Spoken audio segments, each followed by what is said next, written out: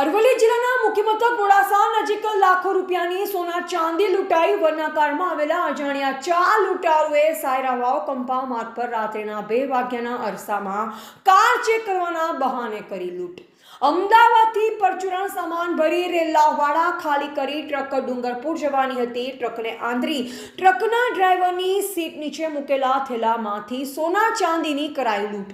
અમદાવાદના હંસપુરાના ફરિયાદી તેજભાઈ હરેશભાઈ 24 લૂંટ અંગે મોડાસા રૂરલ પોલીસમાં નોંધાવી ફરિયાદ।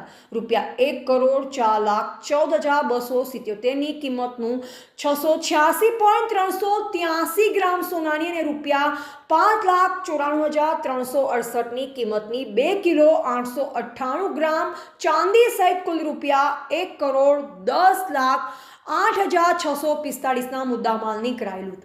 ગત 19 એપ્રિલની રાત્રે બનેલી લૂંટની ઘટના હરકતમાં આવેલી અરવલ્લી એલસીબી પોલીસે લૂંટમાં કોઈ જાણભેદુ જ સંડોવાયેલ હોવાની થિયરી પર કામ કરી લૂંટની ઘટનાનો ભેદ ઉકેલી નાખ્યો હોવાની વિગત।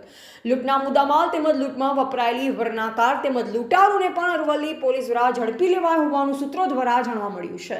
એ વાત અલ્પેશ રાઠોડ, અરવલ્લી।